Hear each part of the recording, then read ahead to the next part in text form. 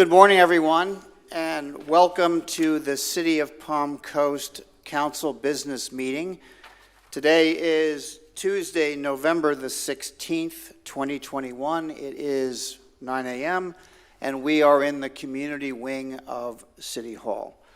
If you would all please rise and join me in the Pledge of Allegiance. I pledge allegiance to the flag of the United States of America and to the republic for which it stands, one nation, under God, indivisible, with liberty and justice for all.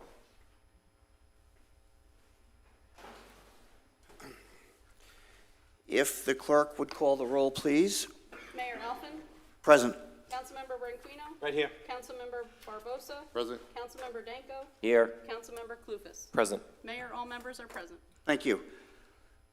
I'll move to item D on the agenda, which is public participation. I would invite any and every member of the public to step forward to the podium and speak for request no more than 3 minutes on an item that is not currently listed on the agenda. So will the first speaker approach? Thank you.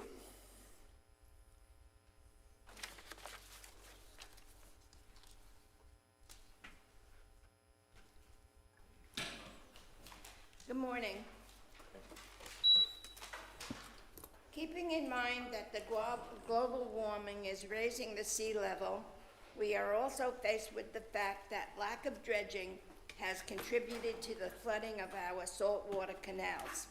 I moved here in January of '95, and my canal was being dredged at the time, but it has never been dredged again to my knowledge.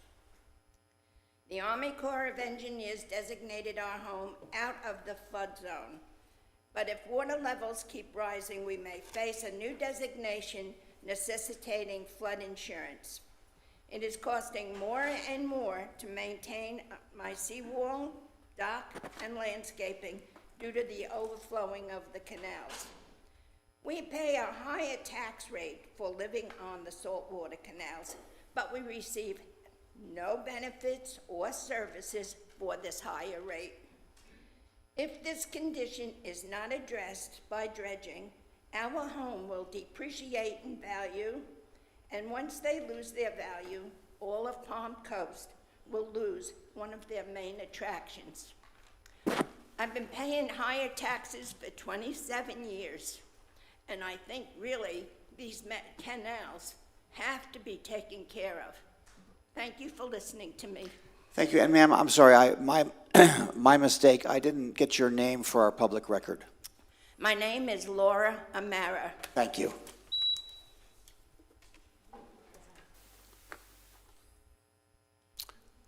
Will the next speaker approach for public comment?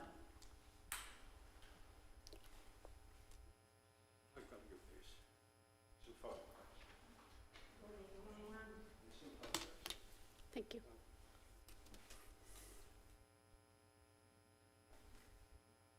My name is William Hills. I've lived in Palm Coast for 37 years. I've got a problem with a sewage problem. We've had a problem for the last 3 to 4 years. When it first started, no one knew what was going on. And what happened was they flushed the system out, put a camera down there, and then they found a bend right under the swell. I've been dealing with this for 4 years, and as I said, no one's took no notice of it. The gentleman that helped me from the department which it comes under was very helpful, but the thing is, no one's done nothing about it. And we keep getting sewage coming up in the house because of this bend. I just need someone to realise what's going on. Plus, there's some photographs there of the swell. I got the deepest swell in Clearview Court. And the swell, when it gets, the sewage comes out, there's a photograph there where the sewage pipe we found, and it runs into the swell. So someone's got to do something about that. Plus, the whole road is breaking up. In other words, it needs being pulled out and redone and repaved. I got photographs of that too. That's the only comments I got. But as I said, I've lived this, and the lady that spoke just now is correct. It's about time someone started digging out. I live on the salt water too, and it should be taken care of. But I know why the Army Corps of Engineers don't want you guys, or you guys don't want to have it done, because there's nowhere where they can put the waste.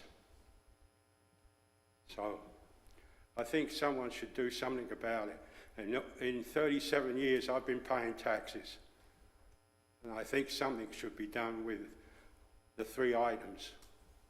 That's all. Thank you for your comment. Are there any other speakers this morning?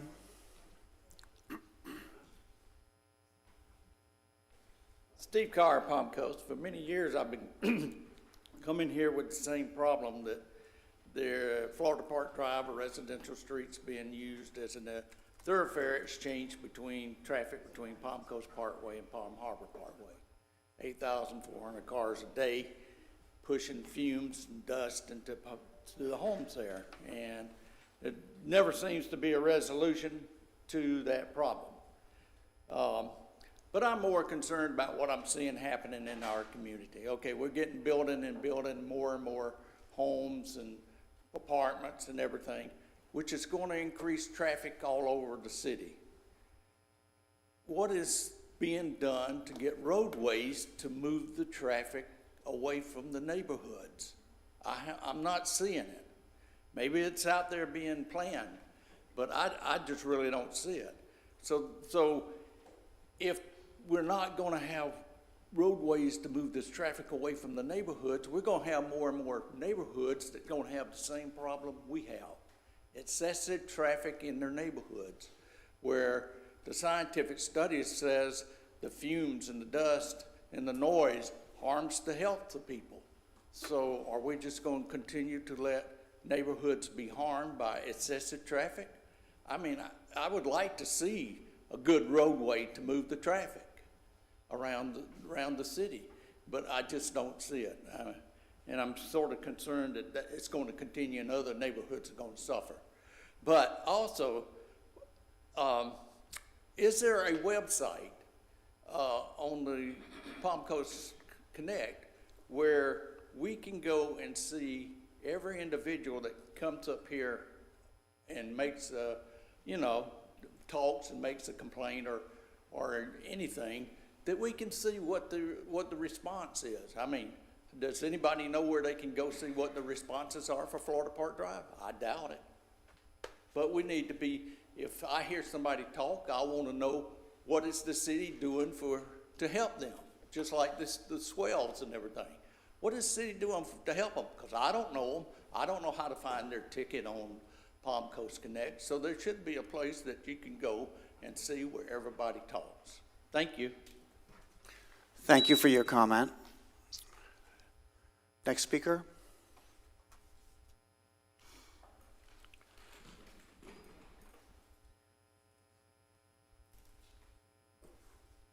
Good morning, Robert Mcdonald, City of Palm Coast.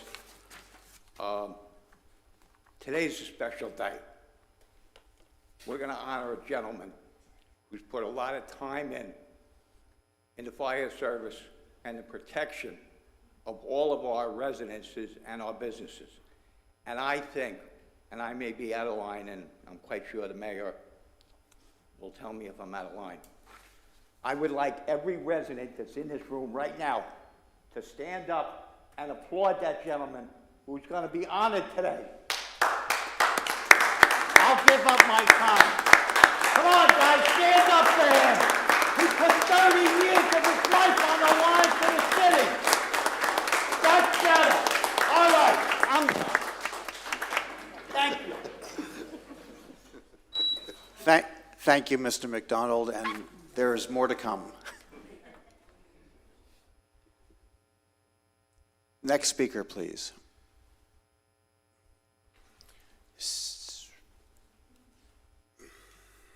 I don't know how I follow something like that, but, Mr. Mayor, I'm Al Cryer. I'm here for the Committee on Safety on Cimarron. And today I'd like to take my 3 minutes and just back up a little bit because today's a kind of a special birthday. It's been a year since we started talking about Cimarron. We've made some progress, but I'd like to just take you back a little bit where and how it all started. And basically it started with two old men driving around on Cimarron with their bikes, complaining about the safety. And one of them went home one night and says, complaining about it again, and his kids finally says, hey, you better go out and do something about it. So October and September of last year, they went out and they talked to people that tried to do something in the past on Cimarron, and it was generally just a one or two man team or something like that, very qualified. But a hurricane always came along, high tide, it went on the back burner. So it is what it is.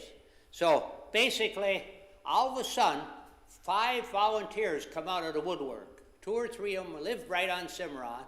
Says, hey, we want to help. We want to volunteer. Let's get a traffic study. So almost to the day, November 9th, last year, we called the city on checking on the traffic on Cimarron. And they said, well, we don't have a current count, but it'll take us 30 to 60 days to get you one. They came back, gave us one, and we were shocked. It was 3,200 cars a day. Now word got out to more people. So more people came forward and says, what do we do now? Well, let's go to the people on Cimarron and see what they think. So house to house to house to house. They went and made calls. Overwhelmingly, it came out, hey, this is an accident waiting to happen. Now, a lot has taken place since then, which has helped. However, we have to remember that we're not home yet on this here.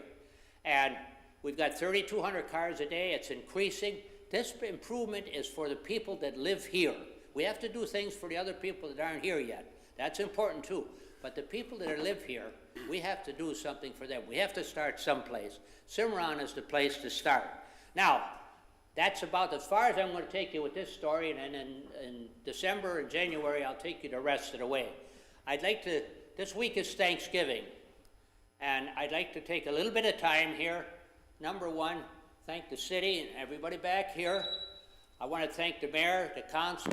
The cooperation has just been unbelievable.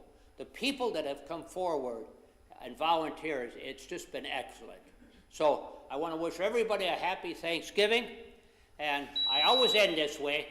Mr. Mayor, I've been here 20 years. This is a nice place to live, and I like it here. Thank you very much. Thank you for your comment. Are there any additional speakers this morning that would like to make public comment? Seeing none, I would just ask the interim city manager, do you have a log of the public comments this morning for follow-up purposes? I do, Mayor. Very Thank good. you. Thank you. Okay, then I will close public comment at this time. And as we begin our business meeting, I'll just make these comments for both City Council and for the public. The purpose of a business meeting, and we are in a business meeting today, is for Council to review and weigh all the evidence and take action with decisions based on all information presented both at the prior workshop and today. Just as a reminder, items that are quasi-judicial in nature will require Council to base their decisions on only what is presented at the scheduled public hearings conducted at the scheduled business meetings. So that's just our reminder for this morning. We'll move to item E, which is the minutes for the meetings of November the 2nd, 2021, a business meeting, and November the 9th, 2021 workshop. I would ask for a motion to approve the minutes. Move to approve it. I have a motion to approve. I would ask for a second. Second. I have a second. Are there any discussion? Is there any discussion? No, no discussion. Then all in favor, please signify by saying aye. Aye. Aye. Any opposed? None opposed. Item F is our proclamations. So we'll begin this morning, Councilman Barbosa, with a proclamation to be local and buy local.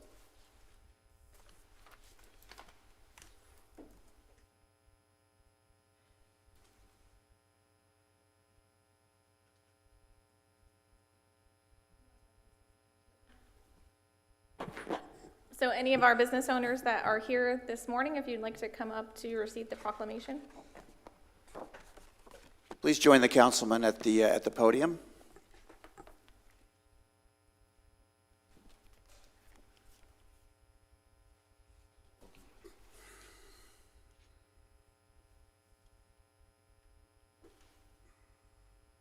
Whereas the city of Palm Coast, Florida is focused on encouraging residents to be local, buy local, where we promote small local businesses and to the contribution they make to our economy and community. And whereas our community receives a portion of 3 different sales tax collected when purchased goods and service locally. Last year, the amount of sales tax returned to the city amounted to nearly $9 million, up from $8.2 million in 2020. And whereas this money helps pay for important community projects such as the community center and Holland Park, it also pays for street improvements, sidewalks, and more. And whereas if every resident of Palm Coast spends $25 at a local business on any given day, it would infuse $1.4 million annually into our local economy. Whereas on November 27th, as the holiday shopping season kicks in high gear, Small Businesses Saturday will be celebrated by many who are dedicated to supporting small businesses. And whereas founded by American Express in 2010, this day is celebrated each year on the Saturday after Thanksgiving. Since it started 2010, consumers have reported spending an estimated $103 billion across all small businesses. Saturdays combined 2021 marks the 20th annual Small Business Saturday. And whereas according to the U.S. Small Business Administration, most recent figures show there are currently 31.7 million small businesses in the United States. They represent 99.7% of all businesses, with employees in the United States, and are responsible for 65.1% of net new jobs created since 2000. Now therefore, be it proclaimed by the Mayor and the City Council of City Palm Coast, Florida, November 1 through 30th, 2021, as Be Local, Buy Local Month. Signed, the Mayor and Virginia Smith, City Clerk. Anybody like to say anything? No? Good. All right, well.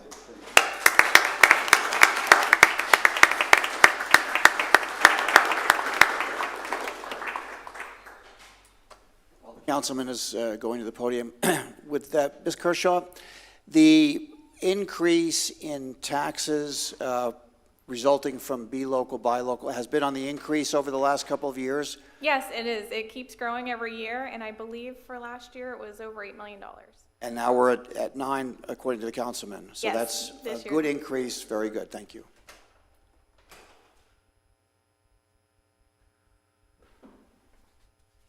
Oh, please. I'm sorry. Next. I'm sorry. Yes. Okay. Next item is a proclamation. Thank you. Which is on November 17th, 2021, and it is GIS Day. You guys rock. Yeah, absolutely. No, thank you guys. You want to come on up? Absolutely.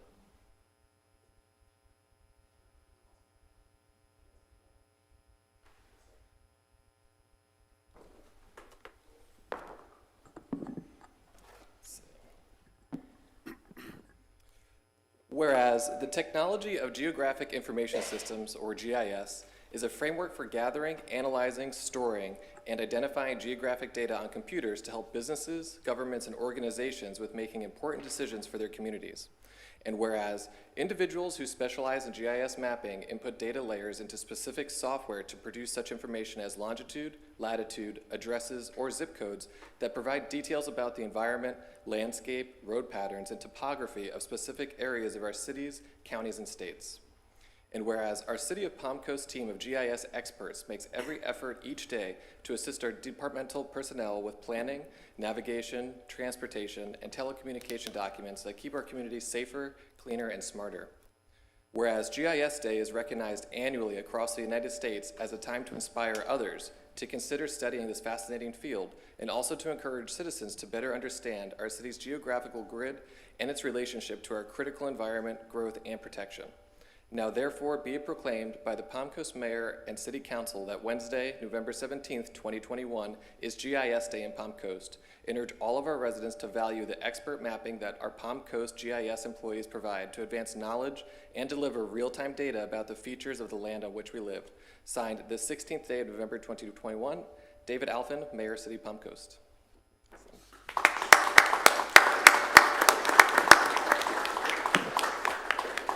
Thank you. I'd like to thank City Council for recognizing GIS Day. I think few people have heard of GIS, and of those who have, think of GIS more as glorified mappers, but they do so much more than that. They really touch every department in the city. They've recently done work for the Finance Department. They've done work for the Fire Department, analyzing response times. They do a lot of the work with the drones, very difficult and hard work that people don't want to do, collecting data and getting imagery through drones. So we are very proud of the work that they do. With me this morning is Laura Castelnovo. She is our GIS coordinator. She leads the division. She has been GISP certified, a very sought after certification for the past 6 years. Monica Diaz is our most recent staff member, and Kathy Almberg and Jacob Ennis have been working with us for several years and recently have become ArcGIS Desktop Professional certified. There's only 219 in the world with this latest certification, and 660 people in the world on any level of the certification. So we're grateful for the work that they do. With tomorrow being GIS Day, Flagler County is hosting an event at Betty Shefflick Park from 10 a.m. to noon to help educate the public on GIS. And so the city will be participating, and anyone from the public is welcome to attend. So thank you. So, Mr. Akins, is part of the work that the team does does it help the first responders achieve better response times through their efforts? Yes, sir. They've often helped the fire department in analyzing their response times and where to better place fire stations for those response times. So critically important. So thank you. Thank you.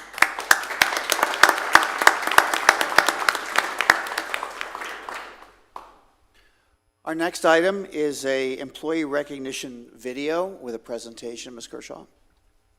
Yes, so every month we like to highlight some employees that are going above and beyond, and so we're doing that again today. This might be our last one for this year, which will just mean that we'll have an even better one in January. But this is for this month. Enjoy.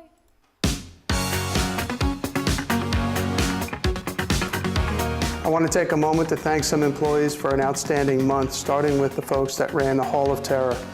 Every year for the last 20 years, we've run the Hall of Terror and allowed the kids and the family members of the community to come in at no charge to have the scare of a lifetime. And I want to recognize Dan Driscoll and Rich Klein, who have been running it for the last 20 years. Dan is the future of our Hall of Terror, and he's going to be making the necessary changes in the future.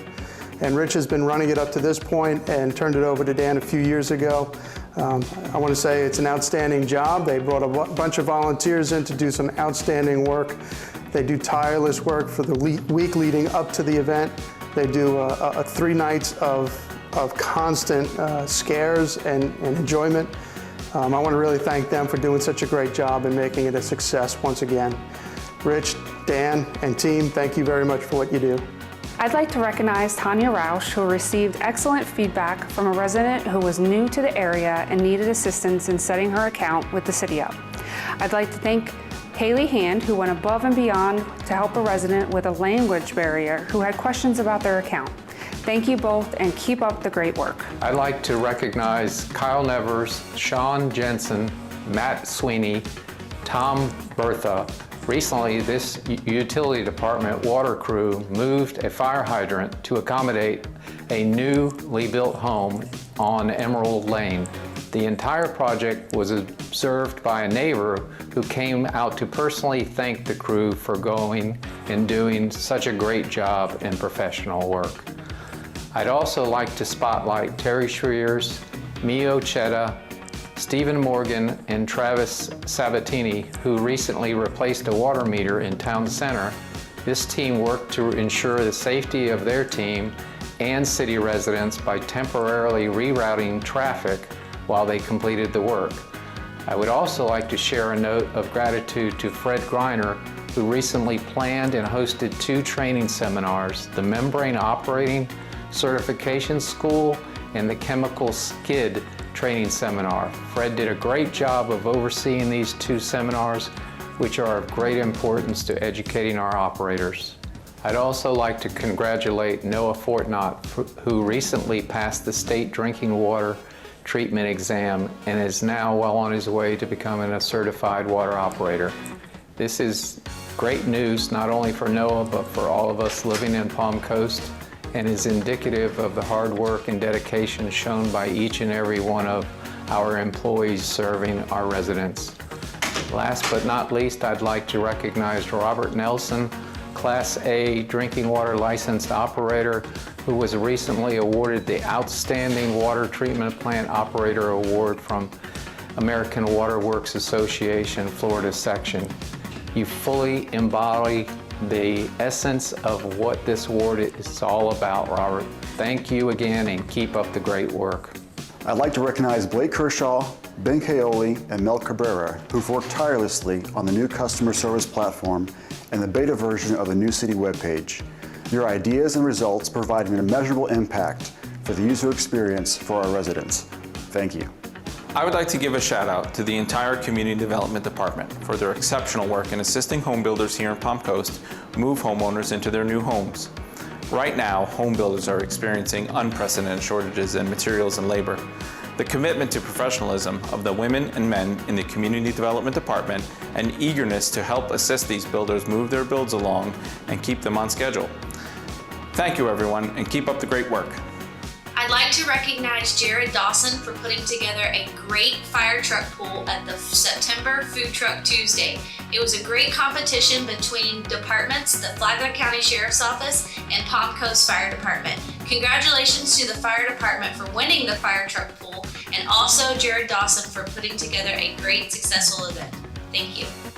I'd like to recognize Greg Federico, Greg Doston, Jeremy Whitaker, and Tom Helmings, who all received excellent feedback from one of our residents for the tremendous job they did removing a very large sable palm tree trunk that was floating in the Fleming Canal. You are integral to the work we do here in the city. Thank you for all that you do. I'd also like to recognize our entire Public Works team for winning the 2020 Project of the Year Award from the American Public Works Association for the work done at the Indian Trails Sports Complex. This project is a great benefit to our community, and the recognition is truly deserved and appreciated. So thank you, Public Works team.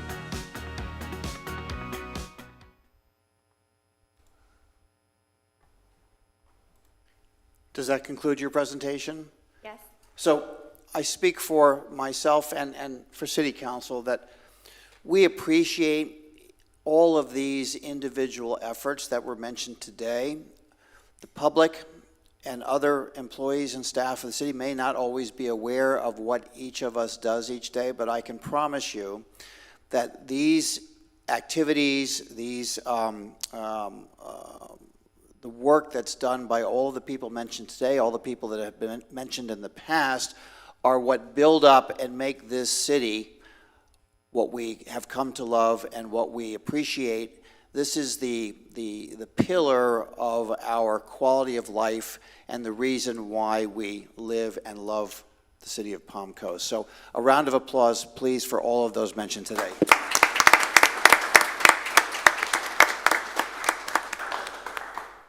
Our next item will be recognition of public servant Charles Esposito.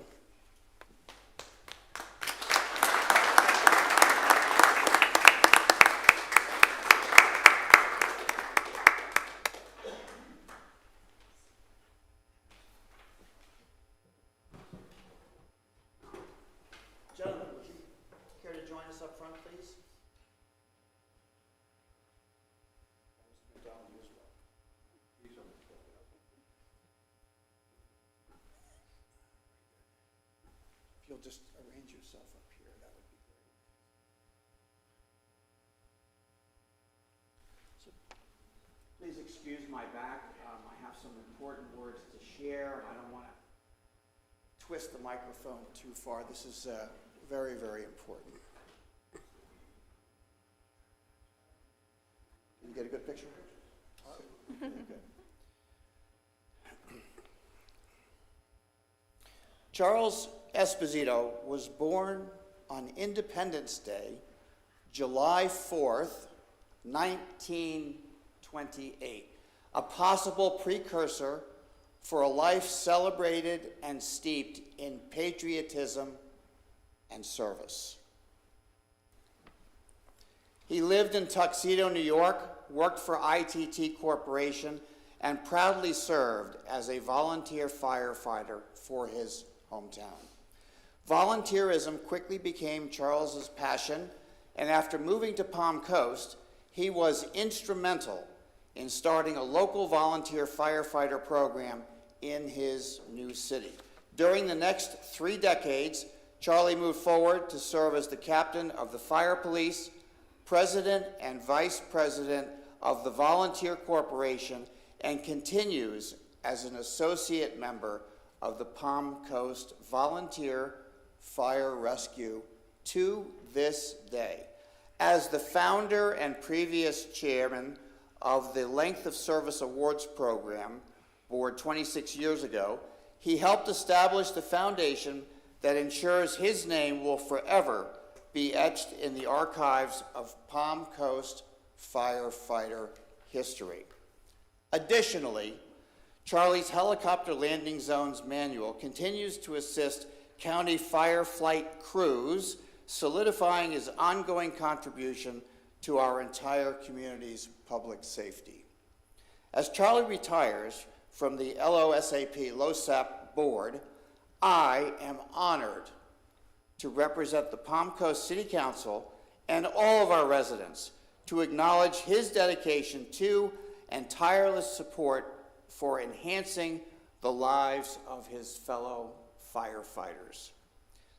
Charlie Esposito is the epitome of grace, integrity, service, and dignity. A gentleman whom Palm Coast is most proud to pay tribute to at this City Council meeting. And if I may read from the plaque, in recognition of a selfless public servant, Charlie Esposito has made an indelible impact on Palm Coast volunteer fire rescue members as a Length of Service Awards Program founding member. Countless lives have been changed and improved. Thank you for 26 years of continued service.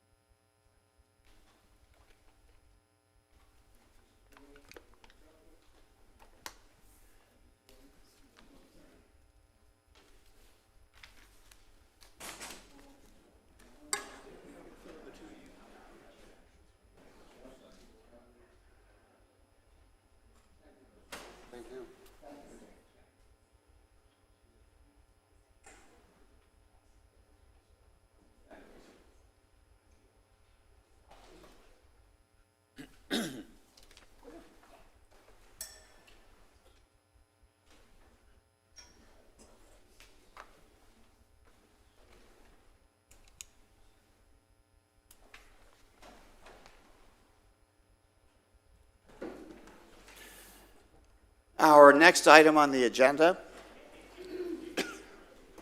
give them just a moment.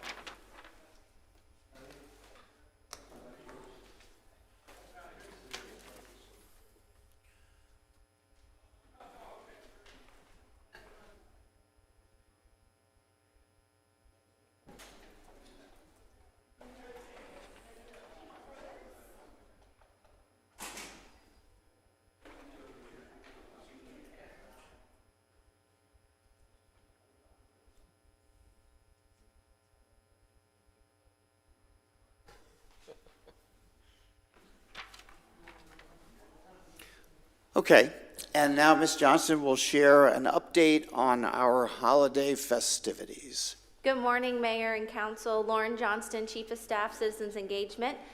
It's been a while since we hosted some of these events in person, so just wanted to remind you of our annual holiday calendar and upcoming events that we're gearing up for.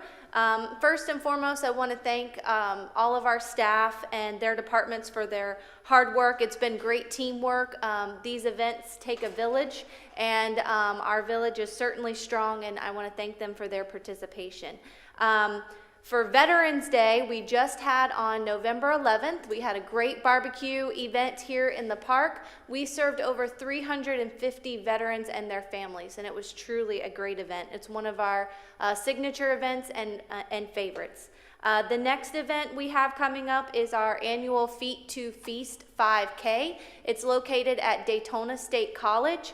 As of this morning, we have 293 participants, and we see typically around 700 participants, and they come all over because they're here to visit their loved ones.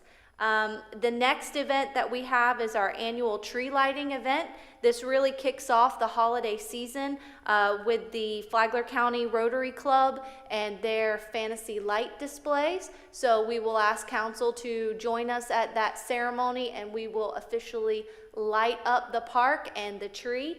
I'm told this year we have a new tree lighting special effects to the tree, so it's going to be one to see this season. The next event we have coming up is sort of a transition from our annual Starlight Parade to now we're doing a Starlight Festival. This is really important, and we've had great feedback from our community partners such as the Flagler County Sheriff's Office and the Fire Department, who help us logistically and operationally put on the parade. To now we're doing a easier to navigate format where people will be able to come and see the floats at their leisure instead of a long winding parade shutting down major roads and trying to cram 10,000 people into the park, which we do not have adequate parking for. So we are very much excited, looking forward to the new transitional format. And then back by popular demand is our competition amongst neighbors where they can decorate their homes, and we will have a map on our website and you can see all the lights that are decorated for the holidays. Last year, Builtwell Place was the neighborhood to see. Every single house on that street is decorated. We even have a city staff member who participates in the competition, and he loves this one. So those are our annual holiday events. And then the last but not least is let's kick in the new year into high gear with the Mayor's 30-30 Challenge. Different from years past, we're only doing 30 days instead of 90. This is also a new partnership with other municipalities such as Flagler Beach, Flagler County, and the city of Bunnell. So the entire community will be able to participate in this challenge. And I'd be happy to answer any questions. So where can the public go to find this information? So as the days go on and they want to see what's coming up next? The best source of information is our city website, palmcoastgov.com/events. Okay. And one other event, I don't know if we mentioned or not, there is going to be a boat parade again this year? Yes, the boat parade is scheduled for December 18th, and that you'll be able to see that event at Waterfront Park or underneath the Hammock Dunes Bridge, the Palm Coast Bridge. You can see it there as well. And I'm sorry, last question, the festival at Town Center that used to be the moving parade now will be stationary, but it'll be available for what period of time? Is it 4 hours? Yes, it's 4 to 9. So people can come at their leisure and dilute the traffic effect for safety. Yes, sir. And you can walk inside around the lake to see the Fantasy of Lights, and then walk on the outside around the perimeter to see the floats. Councilman? I think it's a good idea, and I'm glad to say that I think the tree lighting event was the only one that was not affected by this darn COVID thing. I think it's the only one that was not affected, and we did it so proudly. Okay. Thank you. Keep up the good work, Lorraine. Thank you. Any other questions from City Council? Yeah, I just want to say good job on the Starlight Parade. Having driven that parade 2 years ago, it's difficult to drive. The lighting is not perfect. There's 10,000 people, kids running in front of your car. It's a dangerous situation. I'm glad we've done something before we've had an issue. So great job on that. Thank you, sir. We're hoping that this transition will be a welcome to our community as well, and as we see more development here in Town Center, we'll be able to stick to this new, easier format. Yeah, it's much easier, and if anyone has ever driven it, you know what I'm talking about. It is nerve-wracking because you really have to keep an eye out, and it's dark. And thank you. Good job. Thank you, sir. Just a last comment. You mentioned the Veterans Day celebration. I would like you personally to thank all of city staff that made that possible. I can tell you I am still getting thank yous and wonderful, wonderful appreciation messages. I mean, that event was spectacular. We have a ritual that goes on at the event now. So really a great job, and I know how hard you all worked, so thank each and every member of your staff for a great, great job. So thank you. Absolutely. Thank you.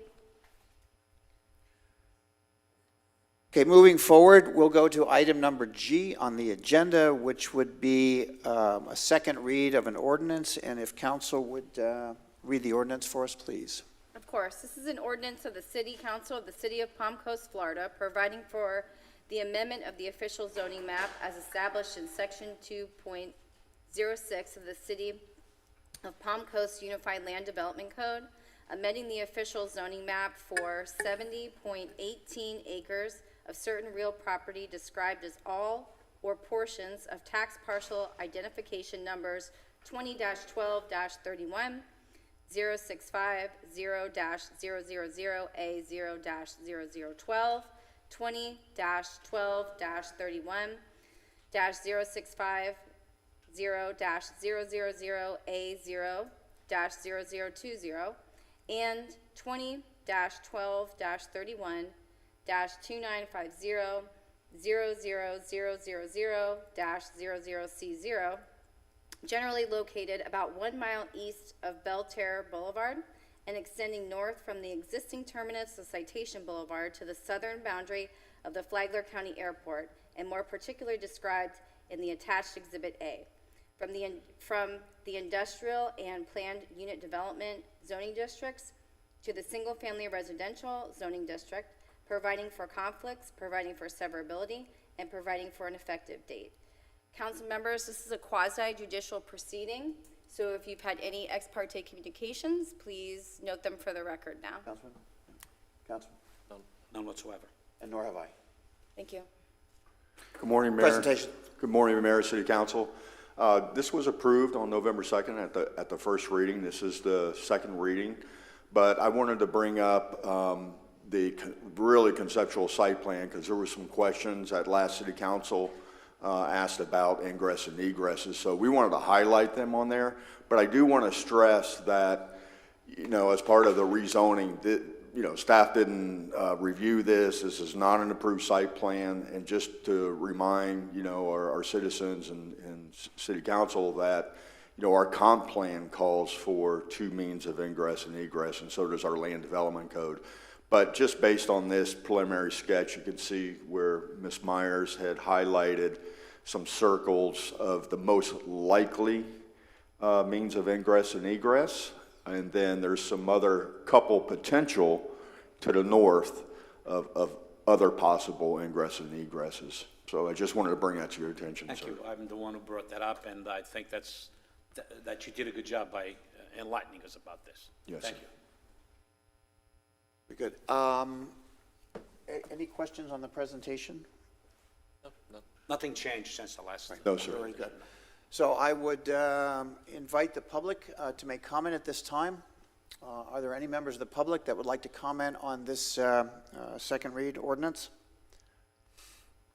Seeing none, I'll close public comment, come back to the City Council. Any further discussion or questions? Now, and I move to approve this second read. Thank you. I have a motion to approve. I'll second it. And I have a second to approve. Any further discussion? I'll do a roll call vote, please. Vice Mayor Branquinho? Yes. Councilmember Barbosa? No. Councilmember Danko? Yes. Councilmember Clufus? Yes. Mayor Alfin? Yes. Motion passes 4-1. Next item H, number 8, first read of ordinance. Council, if you would be so kind. Yes, this is an ordinance for the Grand Reserve Comprehensive Plan Amendment. This is a legislative matter, and I'll read the ordinance title in now. An ordinance of the City Council of the City of Palm Coast, Florida, providing for the amendment of the City of Palm Coast 2035 Comprehensive Plan, as previously amended, pursuant to Section 163 Florida statutes, amending the future land use map designation for a 141.5 acres of certain real property from residential low density and conservation, this is a Flagler County designation, to residential and conservation, City of Palm Coast designations, as described in more detail in a legal description which is an exhibit to this ordinance, including a site-specific policy to limit development on the subject properties to 217 single-family residential units, providing for conflicts, ratification of prior acts, codification, severability, and an effective date. Thank you, Mayor, City Council, Ray Tyner, again, Deputy Chief Development Officer. If we don't mind, there's a companion rezoning to this application, so Mr. Papa will have one presentation for this, but we would have to act separately on the comprehensive plan amendment and the rezoning. This property was annexed in August of this year from Flagler County, so basically the process is once it's annexed into the City of Palm Coast, we have to do a comprehensive plan amendment and designate a future land use map designation for the city, and also a rezoning for what we have in our land development code and comprehensive plan. So basically that's what we're doing, is taking what the county designation was and bringing it over to what the close to the equivalent designation for the city is. With that said, our senior planner, Jose, will have the presentation. Good morning, Mayor and members of City Council. Jose Papa for the Community Development Department. This combination future land use map amendment and a companion zoning map amendment is for a 141-acre parcel located about half a mile north of State Road 100 on the east side of Roberts Road. As Mr. Tyner mentioned, this parcel was annexed in August of this year, and it is within the city's utility service area and is required by the settlement agreement of 2007. The cities to serve this parcel with water and sewer, and as part of that, they were required to annex into the city. So under the proposed future land use map amendment, currently it has Flagler County designations, about 128 acres of residential low density, which allows for 3 units per acre, or a total of 384 units, and about 13 acres of conservation, mainly located along the eastern boundary of the property, which is adjacent to the intracoastal. Post amendment,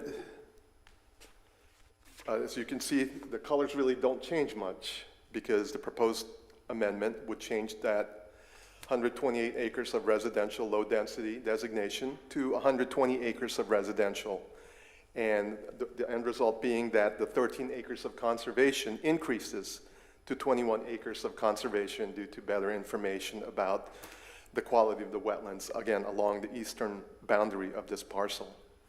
And you can see that outlined here. Along with that future land use map designation change, there is a policy that will limit the development on this parcel to 217 dwelling units, bringing the gross density on that site to about 1.8 units per acre compared to the 3 units per acre that's permitted currently by the county designation. So as with that reduction in potential development, there will be a reduced demand on public facilities, and that's shown within the staff analysis and the staff report. For the environmental impact analysis, the amendment itself will not have any additional impact on the environmental features since, again, it does not propose to expand the developable area, but actually reduces it based on better data that's been provided. And again, the proposed future land use map amendment or designation of residential and conservation is consistent with the surrounding uses, which are mainly for residential uses also. So based on that, we find this amendment to be consistent with policies regarding the following. The site is adjacent to existing water and sewer service. The development may be accommodated by our existing capacity, and it is consistent with our policies to preserve high-quality wetlands, especially along the eastern boundary adjacent to the intercoastal waterway. So based on our findings, there are no significant impact on the level of service for public infrastructure, no significant impact on the environmental conditions. It's generally consistent with the surrounding land uses and consistent with the comprehensive plan. Based on those findings, the Planning and Land Development Regulation Board finds this application consistent with a comprehensive plan and recommends that City Council approve this application, a future land use map amendment from Flagler County designations of residential low density and conservation to the City of Palm Coast designations of residential and conservation, along with that policy to limit dwelling units on the subject property to 217 dwelling units. The companion zoning map amendment basically follows the lines that have been established by the future land use map amendment for designating where the residential areas and where the conservation areas are. Currently, it is zoned planned unit development. That's a Flagler County designation with a limit of 300 dwelling units. The proposed is that we would have 120 acres of single-family residential, as marked, as shown in the brown areas. And again, the 21 acres of preservation with boundaries that are consistent with the 21 acres to be designated as conservation. Looking at the review criteria from our land development code, staff finds the following: must not be in conflict with public interest. The proposed zoning here is not a significant change from the previously approved uses, which is PUD residential. Must be consistent with the land development code and the comprehensive plan.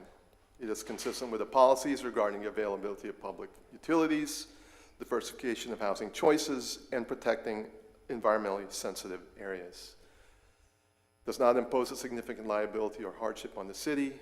There's no liability or hardship since, again, the facilities such as water and sewer are readily available to serve the site, and does not create an unreasonable hazard or nuisance. The rezoning does not significantly change the previously approved uses on the property, which was residential. And must it still comply with all applicable government standards? And again, this project will still need to meet all applicable local, state, and federal development requirements prior to going vertical. So based on those findings, the Planning and Land Development Regulation Board finds that the proposed rezoning is consistent with a comprehensive plan and recommends to City Council the approval of the rezoning of 141 plus or minus acres from planned unit development to single-family residential 1 and preservation zoning district. For public participation, as required by all for flume and zoning map amendments, there was a neighborhood meeting held. All property owners within 300 feet of the rezoning were informed of this neighborhood meeting. This meeting was held on October 18 at the Hilton Garden Inn. There were issues of concern raised at that meeting, which included the concern about the amount of fill necessary for the site, and that issue will be addressed more appropriately during the plat process review. The density of the project, as shown, there was a reduction actually in the potential density of the project. Traffic study, again, at the stage of plat review, a more detailed traffic study will be provided, and the provision of utilities. Again, here, the city will be providing the water and sewer service as called for in the settlement agreement. So prior to having second reading on this item, this item will be transmitted to the state agencies for review and comment prior to the second reading, and then after that, they would still have to go through the subdivision master plan and the platting process prior to going to the building permit stage. The applicant's team is here in attendance to answer any additional questions that you might have. When was it annexed to us from the county? August of 2021, this year.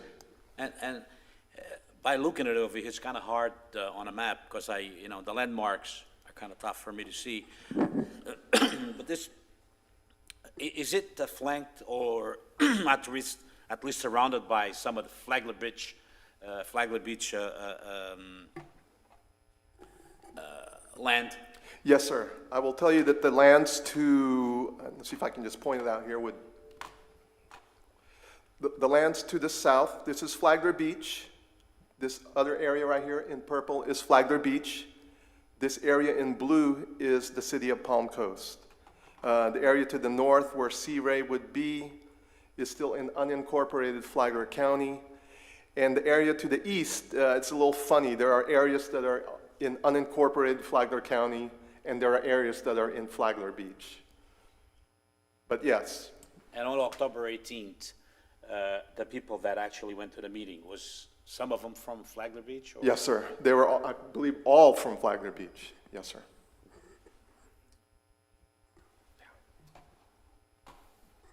Does that answer your question? That's it. So, Councilman, I was just going to ask the question also. So, I'm familiar with the location. So, within 300 feet, I'm trying to picture, would those residents be across the river? Yes. On the other side of the Intracoastal Waterway? Yes, Mr. Mayor. Jay Livingston here on behalf of the applicant. The water that you see right adjacent, just east of the project, is actually that salt marsh that if you go into the Sea Ray Canal, there's an access point that's blocked off by pilings. That's that little salt marsh canal that runs through there. So all of the lots along Lambert, well, not all of them, but most of the lots along Lambert actually carry, the actual boundaries of those lots carry into that salt marsh. And we picked up, I think we sent out 46, I mean, we sent out a bunch of letters. Some of the people that came to the meeting were actually from Beachside, actually from the north side. I think 15th Street North was two of the ladies that were there. So there was questions primarily from Flagler Beach residents about the impact of the project. Okay.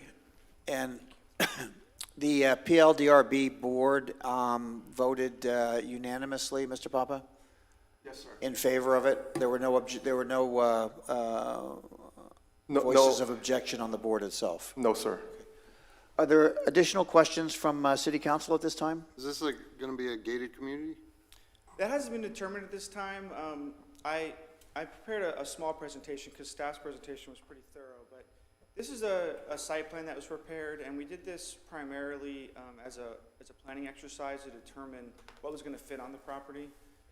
It's a mixture of 50, 60, and 70-foot lots, and as you can see, if you really zoom in, there's a couple of really nominal wetland impacts, but we're talking about less than 0.2 acres of wetland impacts. And this shows you how we can fit that mix of lots without interfering with any of the sensitive environmental lands that are on the property. So that got us to that 217 number. It also, luckily, because of the way that the uplands are configured, it provides us two access points on the north end and the south end to meet the city comprehensive plan and land development code to provide those two access points without having to cut through any wetlands at all, with the exception of one of the wetland impacts is a nominal impact right at on the south access point. The roads are being configured, especially the primary access point to the south, so gated access could be provided, but at this point, because of the fact that we couldn't pursue our development plan until we finish the annexation because of the settlement agreement policies, and then once we get into the city, we can't actually develop the property until we bring it under your land development code and comprehensive plan. So that's the stage that we're in right now. but the possibility of it being gated does remain. And that would come back to you at the time that we do our overall development plan and our preliminary plat. Will there be access to the waterway? No, no, sir. It's possible there may be some pedestrian access in some of those back lots, but the way that the pond configuration is, in order to get the stormwater in without interfering with the wetlands, there's not really any good access to get to the water. Now, I know in the past there was some smell issue from Sea Ray, Boston Whaler now. Yeah. And I know we went there and we saw that they reinforced everything. Has there been any more complaints on that, or is that going to be a problem? I have not heard any. I did communicate with Sid Ansbacher, who's Sea Ray's attorney, early in this process, to make sure that they didn't have any issues with the project, and we weren't given any indication of it. We actually talked about completing their annexation process at that time, but they weren't quite ready to do that. You will notice at the very top of this is the overall plan, and we stitched together two sheets because together they're fairly detailed. The blank area on the north end that's actually curved, that's the land that Sea Ray purchased in order to create the buffer to satisfy those concerns. And this is the property location, so you can see Sea Ray or Boston Whaler just to the north. The green area just to the south on the east side of Roberts Road, that's another single-family residential project that's planned, that's in the city of Flagler Beach under a PUD that was recently approved. Just south of that is Wadsworth Park, and then across the street there's some legacy industrial uses as well as some open space, and then immediately across from the project that's in Flagler Beach, there's going to be a multifamily project that was approved in Flagler Beach, and this all ties into the original planning that was done in the early aughts for what's known as Beach Park Village, where the Publix is, a mixed-use project, as well as this Grand Reserve East project, which was the original name that was given to it by the original developer. This is the original plan. So the original plan in the Grand Reserve East PUD, it was amended because originally the plan incorporated the portions that were in Flagler Beach, and then those were annexed into Flagler Beach, so they amended them to fix that. And this original plan actually called for 300 single-family units with up to 20% attached. So up to 20% of them, up to 60 of them could have been townhouses. The PUD allowed them to be combined either as duplex style, up to 8 units in one building. But it did include, you see the curve at the top, that's the road that takes you to Sea Ray. It did include that land, which was subsequently sold to Sea Ray. So this project, and this is just the mix that we were able to accomplish in our planning exercise. This SFR1 zoning code allows 50-foot lots or larger. So the minimum lot width would be 50 foot. This mix is what we were able to achieve. We thought was a healthy mix. It's probably subject to change prior to the final planning, but we would never exceed the 217 cap that's being placed on it. This is a little bit of a better detail of the project, of the plan that you saw on the opening page, and it just shows you the layout of the lots.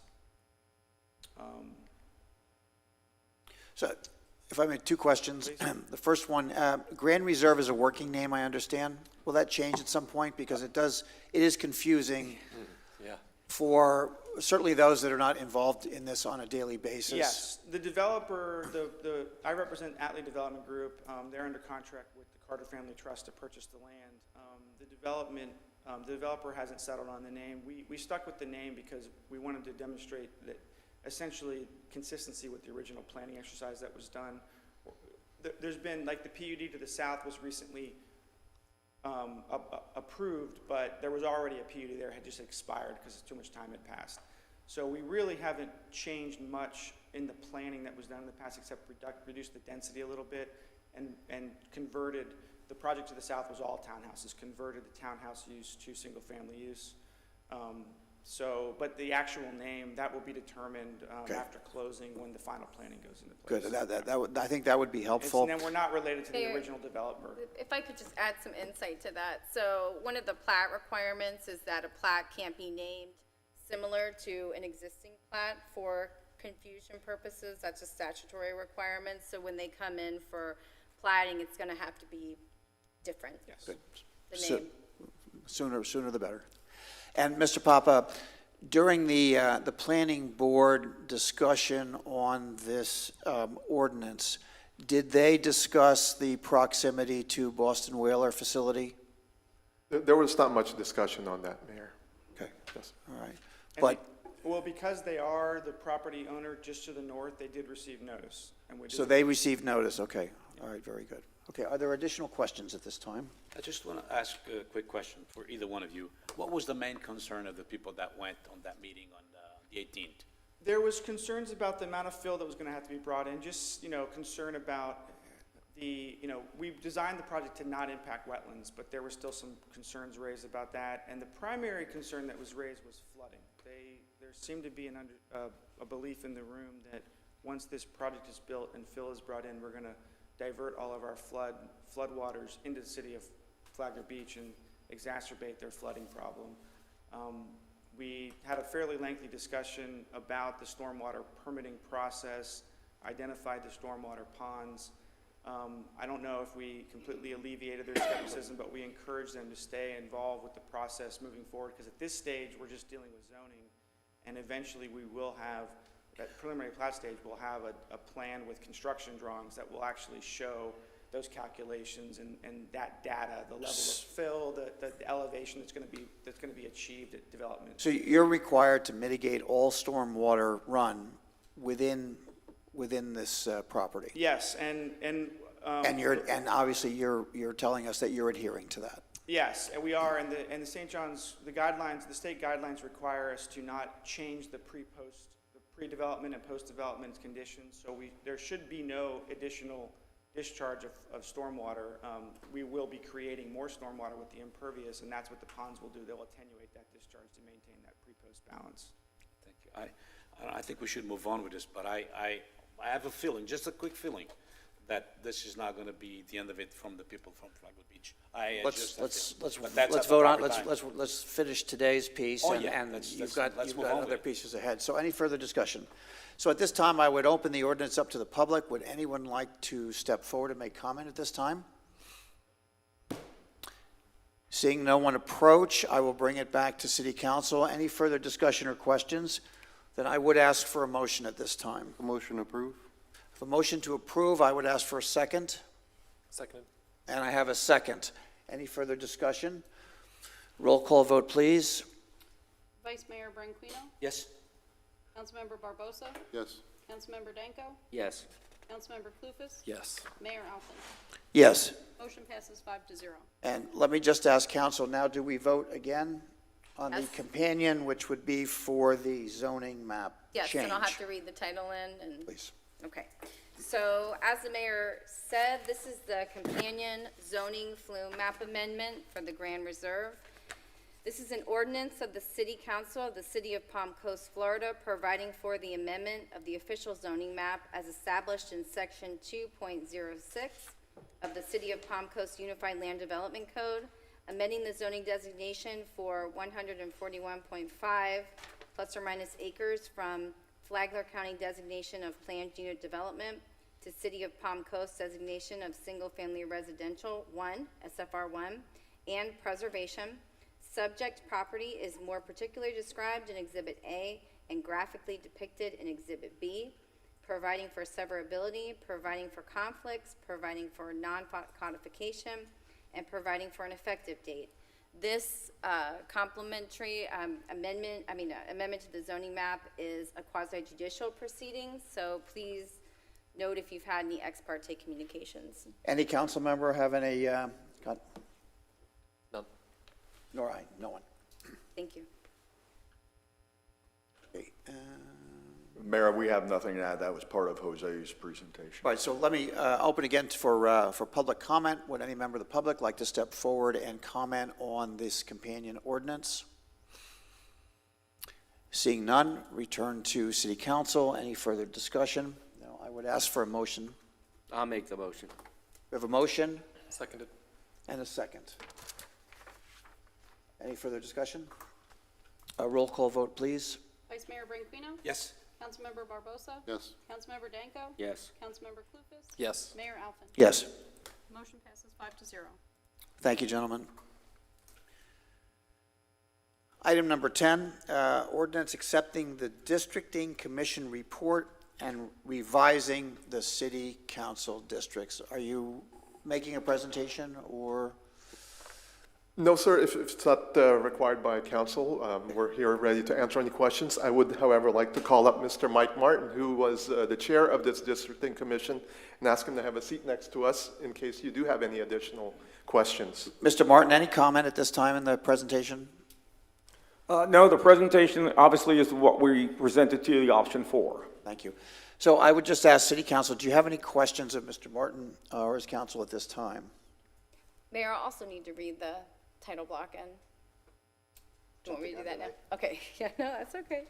This is an ordinance of the City Council of the City of Palm Coast, Florida, relating to redistricting of the City Council districts in accordance with the provisions of the Charter of the City of Palm Coast and other applicable law, providing for legislative findings and intent, providing for the adoption of the Districting Commission report, providing for the revision of the 4 City Council districts, providing descriptions of the new City Council districts, providing for the adoption of the City Council district map, providing for codification and inclusion into the Charter of the City of Palm Coast, providing for severability, providing for conflicts, and providing for the effect of enactment and an effective date. Thank you, Councilor.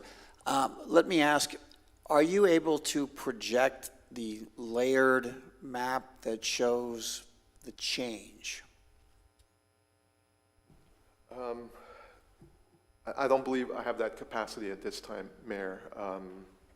I might have a, and you're asking about the change from the current district? In your exhibits last time, you had one slide that showed the existing districting, and then you had another slide which showed what the new district would be. I'm just wondering if there was an overlay that showed us, so we could visually just see the change very easily. I believe I might have a summary PDF that would show you what changed from the current district to... Graphically, or are you talking about just the data? Graphically. Okay, if you would, reinforces it. Run through that. This could be a change for the next, how many years? Well, it would be until the 2030 census reports. So I would assume that the next districting committee would be appointed in 2031. I believe this might help, Mayor, hopefully. This one shows. That does, yeah. Okay. Yeah, so if you need me to run through it, we'll just start from... I would just ask, as City Council at this time, does that graphic make it clear so everybody is on board with the change? Because it's doubtful that any of us will, well, I shouldn't say that. Some of us may not attend the next look at this redistricting so many years down the road from now. Some of us may be serving on that commission. And some of us may as well, of course. Very good. Okay. Mr. Martin, I'm just waiting for one council member to return. Any additional comments you'd like to make? Would you like to do a shout out to your committee members on the effort that they put in? Yes, I would, considering that we have some different people here than showed up at the workshop. I just want to say that all of us were honored to be appointed. We understand that districting of any legislative districts is the fundamental basis for democracy. We also wanted to make sure that we protected the one person, one vote policy that is in the Constitution. And we also, all of us pledged to keep all politics out of it. We didn't want to make any decision based on whether it was going to benefit any particular city council member or any possible active candidate or anyone else. We just wanted to make sure that we adhere to the instructions in the city charter, which is basically to ensure that all the districts are well within the allowable percentage, which would be 5%, 2.5% above, or 2.5% below. We want to make sure that all the boundaries were as clearly marked as possible, so we want to make sure that we did it on waterways, on centralized streets, so that we didn't have a problem of a district coming through separating two neighbors' houses. We largely achieved that. The only thing that we had to compromise on was we had to move the boundary south of Mantantis Woods Parkway because there was an active candidate who has already filed its intention to run for the District 2 seat next November. And the three options that the city staff gave us would have moved him out of the district, thus making it impossible for him to serve if he was elected. So that's the only compromise we had to make that moves the boundary off of Matanzas Wood down to Bird of Paradise. But overall, I think it's the best possible plan that we come up with. It's only a 3.5% difference between the largest and the smallest district. And it adheres to all the policies in the city charter. And your committee voted unanimously for this option? Yes, we did, and we did it fairly quickly. The second meeting was not a long meeting. Very good. Okay, thank you for the presentation. Any questions at this time? Just took my questions. Oh, it's all right. I can forgive you. Thank you. So at this time, I would open up the ordinance for public comment. Are there any members of the comment that would like to step forward and speak on the ordinance at this time? Seeing none, I will return to City Council and I would impose. Would you have another question? No, but I have a motion. But I see that we don't have, do you want me to make that motion? Go ahead and right make now? your motion. Okay, my motion is to approve the redistricting commission report on option 4, which all of you agreed. Yes. And I will second. And then at this time, I would ask for a second. We have a second now. If council would update Councilman Barbosa. Councilmember Barbosa, there's a motion on the floor to approve the ordinance and the option in number 4, and there's a second. Very good. So at this time, any further discussion? Then a roll call vote, please.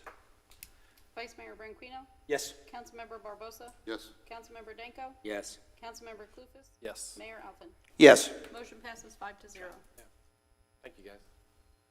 Moving on to section I, which will be other business. Item number 11, liaison appointments, and I would defer to the clerk to bring us up to speed on this item, please.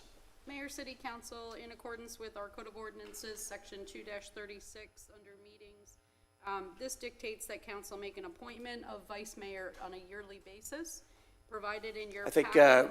I'm sorry, the clerk, I think we're on the liaison appointments first. Sorry. Wrong paper. Wrong one, you have the wrong one. So let's backtrack and we'll go to liaisons. Each year, council has several different organizations that are appointed to serve as. Excellent transition, by the way. There are multiple on there. You are able to make motions for each position, or you can someone can make a motion to just keep them as is, whatever the council's pleasure is. So if I may start, and let me ask my fellow councilman, is City Council satisfied with the current appointments? And if so, I would ask for a motion to approve them intact going forward into the next year. Or if someone wishes a change, now would be the time to speak to it. I'll make that motion to go. Okay, so we have a motion I'll to, second. is the motion clear to the clerk? Yes. Oh, very good. And we have a second. So I would open this item up to public comment at this time. Any members of the public like to comment on the liaison appointments for City Council? Seeing no one approach, I'll close public comment. Any other discussion? And last point, could you just read off the appointments? Sure. River to Sea Transportation Development Council, TPO, Mayor Alpin. Flagler County Tourist Development Council, TDC, Councilmember Clufus. Stewart Marchman Act Behavioral Healthcare, Councilmember Clufus. St. John's Water Management District, Councilmember Branquinho. Florida Department of Juvenile Justice Circuit 7 Juvenile Justice Council, Councilmember Barbosa. Affordable Housing Advisory, AHAC, Councilmember Danko. Thank you. With that said, I would ask for, let's do a roll call vote, please. Vice Mayor Branquinho. Yes. Councilmember Barbosa. Yes. Councilmember Danko. Yes. Councilmember Clufus. Yes. Mayor Alpin. And yes. Motion passes. Thank you. 5-0. Now we're to item number 12. Let's repeat. Absolutely. Mayor, City Council, in accordance with the Code of Ordinances, Section 2-36, meetings, it dictates council shall make an appointment on a yearly basis for the vice mayor. Included in your council packet agenda packet are the list of who has served as vice mayor, and it is for council to determine their next vice mayor. So at this time, I'm going to ask council just to briefly summarize the duties and responsibilities of vice mayor, so it's fresh for all of us. So, Councilor, if you would. Right. Pursuant to the charter, the duties of the vice mayor, basically, they have the same legislative powers and duties as any other council member, except that the vice mayor will serve as acting mayor during the absence or disability of the mayor. And during that period, the vice mayor will have all the same powers and duties and authority as the mayor would have if the mayor were here. So my comment, if there are no questions on the duties and responsibilities, I would like to comment. I can't change or alter the charter in any way, but it would be my request that the elected vice mayor would continue to collaborate and work towards a decorum, both city council and in the public at all meetings going forward. I think we're making good progress. I think we will earn the respect of the community. And I would personally ask that of the candidate and eventually the elected vice mayor. So with that said, are there any questions about the position at this time? Then I would ask for a motion for candidate for vice mayor. I'd like to make a motion to nominate Councilman Burkino. I thought you did a great job during our period of time when we didn't have a mayor. And sometimes we don't agree, but you did a wonderful job. I'd like to place you in nomination. Do I have a motion? I would ask for a second at this time. I will second that. So I have a second. Is there any other discussion at this time from City Council? Are there any other motions? No? Okay. I would open the item up for public comment at this time. Are there any members of the public that would like to step forward and comment on the selection of vice mayor?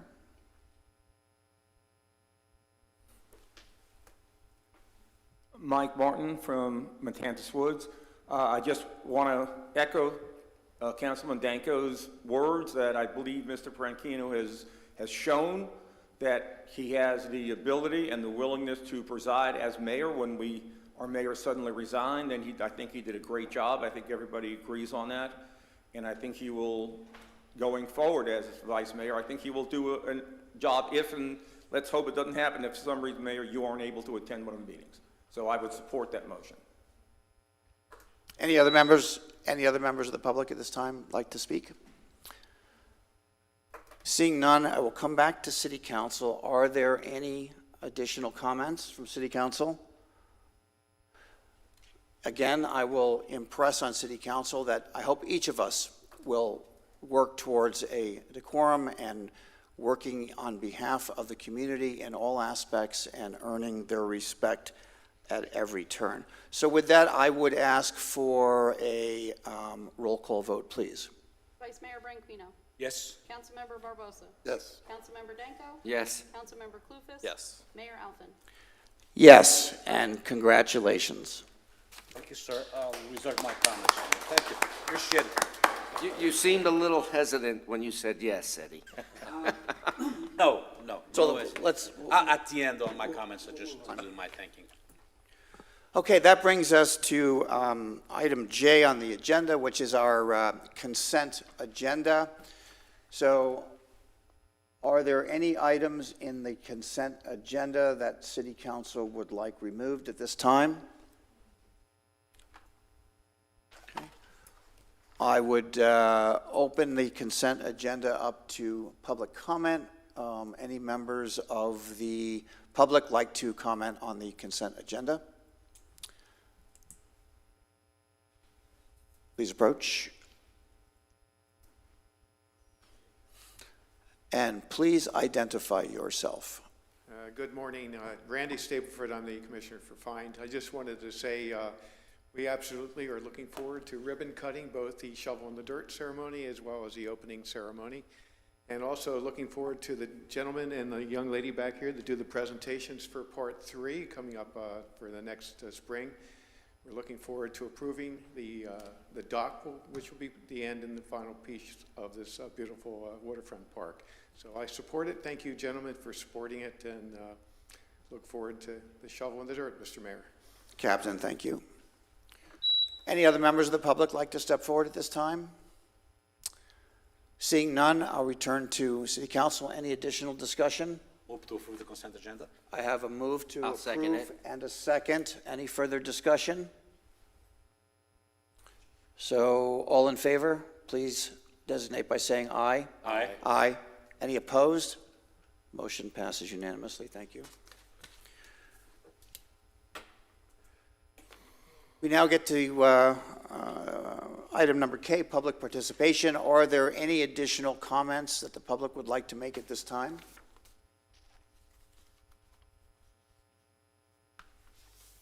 Good morning, Mr. Mayor and members of the council. My name is Heather Badger-Feldman. I am a resident of Palm Coast for about 26 years now, and I'm also the manager of Waste Pro. We felt it was very important that we came in today to support the Be Local, Buy Local business. We appreciate the proclamation, and I am speaking on behalf of our 80 employees that we currently have. I can say we absolutely buy local, spend local, and we support our hometown. Our company has invested $21 million in the facilities here in the last 16 years. We have a payroll of $3.4 million a year, and proud to have an economic impact of $10 million annually. Thank you for this, and we're just here to support you guys. Appreciate it. Thank you for your comment. Any other members of the public like to make comment at this time? Seeing none, return to City Council.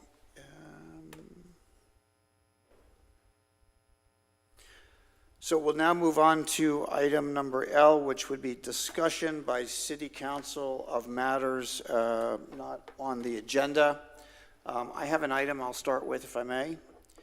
The City Council has received a final report on an ethics violation, which was charged against Councilman Danko. The report is now final. Each City Council member has received it. I would ask each City Council member to review, to digest, and to understand what our responsibilities and our roles on City Council are. There's a reference in the report, which is a suggestion for training. I would invite all City Council members to accept an invitation for additional training in how best to work with city staff. And I know I, for one, will accept such an invitation. I think we can always use more training in that light. That's my comment regarding the report. And are there any questions or? Yeah, just a reminder, tomorrow we have a special meeting, I guess the beginning of the process of city manager. Danko had asked for it to be at 6 p.m. so more people could attend. Just a reminder, tomorrow 6 p.m. Very good. Yeah, first of all, just thank you for the confidence. Once again, thank you for the confidence, and I'll, to the best of my ability, I promise not to disappoint in case if it comes a need for me to take the gavel. As to Councilman Danko, what you said, we all have our bad days. Let's put it this way, okay? I'm pretty sure that there's always time for us to, if we can, with a smile in our faces and showing sincerity, that if we have to speak with anybody or somebody was truthfully hurt, and if Councilman Danko really feels that, okay, maybe I went a little overboard, maybe I think it's probably up to Councilman. I'm not saying that's what you have to do. It's completely up to you to, to say, listen, Mr. Joe, Mr. Mary, Mrs. Mary, listen, I had a bad day and probably said something I shouldn't. Thank you very much. Let bygones be bygones, and let's go. That's as far as I would go with this investigation, okay? But then again, it's completely your option, because I saw nothing on that investigation that leads for us to do any kind of censure or anything, okay? Now, coming back to the other thing. 350 families that were fed. When I mean fed, it was actually barbecued, if I may. That's nice. That's beautiful. All those veterans, that's beautiful. I was there. Unfortunately, I just couldn't hold anymore because of my back, but I was there and I loved it. Okay. Charlie Esposito's. You know, this is funny. When they were shaking hands with them over here, you know that some of them were crying? We saw them. Yeah. That's beautiful. I think this is something that, you know, if we're all going to retire, don't we want our friends to cry out of, you know, we wish we could have you a little longer.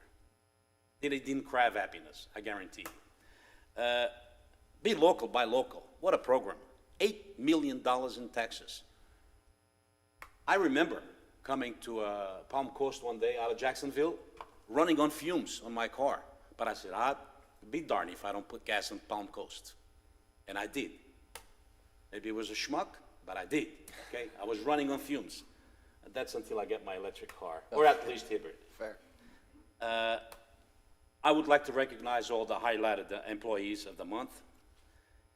And last but not least, Chief Forte. I'm watching you. Fire truck pool was won by the fire truck department, by the fire department. I think you guys rigged it, man.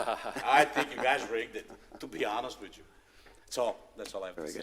And my final comment for this meeting is that, just to reinforce what Councilman Barbosa said, we are looking forward to one of the most important tasks, responsibilities, duties, if you will, of City Council, which will be the process selection of a city manager.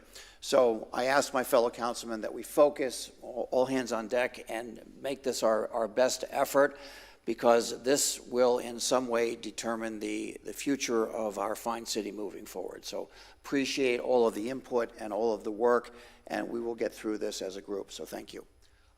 With that, any other comments by council? Then we would move on to any matters to be discussed by the city attorney. I have none. Very good. And moving on to item number N, does the interim city manager have an item to discuss? I do. I actually have a list, a small list, though. First, as noted in your agenda packet, a list of emergency and sole source purchases for October provided. Are there any questions for council? This is a monthly item. Thank you. Second, in the spirit of the holidays, I do have some items to share. Our staff have been working and reviewing the city council meeting schedule, and I would like to provide an update on some proposed adjustments. I propose a canceling of December 21st business meeting and adding a special business meeting immediately following the December 14th workshop. And that's to facilitate action that is timely for the calendar year that frankly we couldn't unload on another meeting. And that would result in the subsequent meeting being January 4th business meeting. So a couple moving parts there, but wanted to update council on that. Hopefully that provides you a nicer break for the holidays. Lastly, I wanted to let council know and the public know I will be actually traveling out of state starting this Friday. I'm spending Thanksgiving with my family, and I will be back in City Hall on November 29th. With that being said, Chief Forte, Interim Assistant City Manager, will be acting on my behalf during my absence, and I just want to thank Chief Forte and the whole executive team, every employee in the City of Palm Coast, on behalf of myself for this upcoming Thanksgiving holiday. That's it. So Chief, you thought you could get away. You can't get far because we'll find you. We know where you work. So thank you for stepping up again. Before I move to adjourn, I just want to ask the chief, are we going to have a Grim Reaper this year on the parade? French? Because you guys do a good job. A Reaper. Like the Grim Reaper. Oh, man. You guys do a phenomenal job with that. All right, at this time, I would ask for a meeting to adjourn. Motion to adjourn. May I have a second? Oh, yeah.